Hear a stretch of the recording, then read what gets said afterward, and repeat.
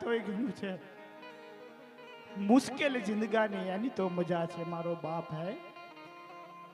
મુશ્કેલ જિંદગાની એની તો મજા છે, પણ કાંક જીગર થી જા મેનો જીરવાય તોય ઘણું છે મારો બાપ. હવે વધુ નથી એ બલખો, હવે વધુ નથી એ બલખો. કાંક મહેફિલ માયાની ખોટ વર્તાય તોય ઘણું છે. કાંક મહેફિલ માયાની ખોટ વર્તાય તોય ઘણું છે મારો બાપ. કે જીવતા હોય તો નામનું મહત્વ, મર્યા પછી એને નનામી કહેવાય. આ દિલથી બોલું છું બાપુ, રડતો નથી, આ રડવાનું આવી જાય છે. આ ગરીબ માણસની વેદના કોક જ જાણતો હોય મારો બાપ. મેં રોટલા ઘડ્યા છે ને એટલે મને ખબર છે.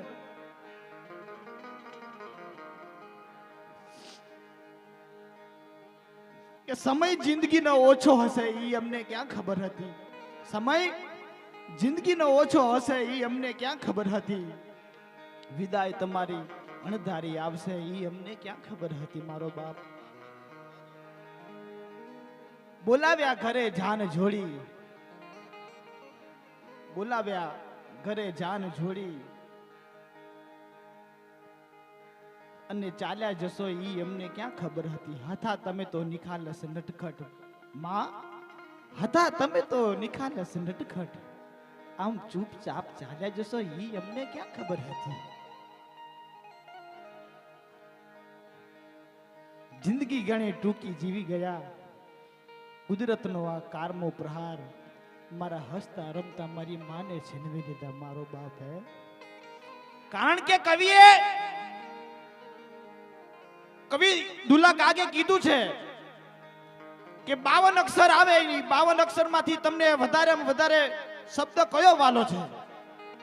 તો કે ઈ 52 શબ્દ માંથી મને અતિ પ્રિય શબ્દ જો કોઈ વાલો હોય તો ઈ માં શબ્દ છે. અને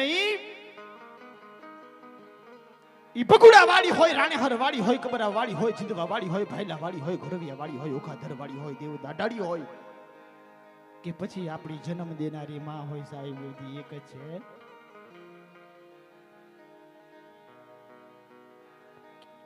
અહીંયાથી તમે અમદાવાદ ગયા હોય અને રાતે 12 વાગે 1 વાગ્યાનો સમય થયો હોય ને તમે ઘરે ના આવતા હોય, આખો પરિવાર સૂઈ ગયો હોય,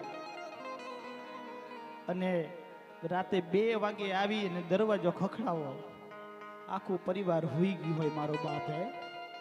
પણ અધેડી કોટડીમાં વૃદ્ધ માળા લઈ અને હાથમાં માળા લઈને વૃદ્ધ માં 80 વર્ષની માં એ ખાટલામાં બેઠી બેઠી જ્યાં દરવાજો આમ ખખડે અને એના પગની અવાજ આવે ને માને ખબર પડી જાય કે મારો દીકરો આવે. હો, તૈયારીમાં ઉઠી અને તમારા દરવાજો ખુલી જાય અને આવી ગયો મારો બાપ.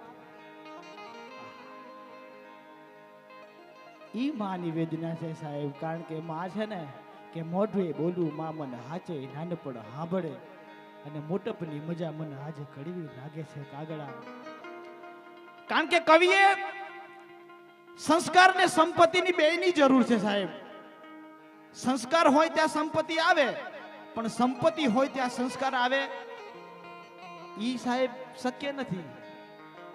સંસ્કાર હોય ત્યાં સંપત્તિ આવે, પણ સંપત્તિ હોય ત્યાં સંસ્કાર આવે ઈ હજુ બન્યું નથી સાહેબ. લંકામાં ઠેક સુધી નો આવે.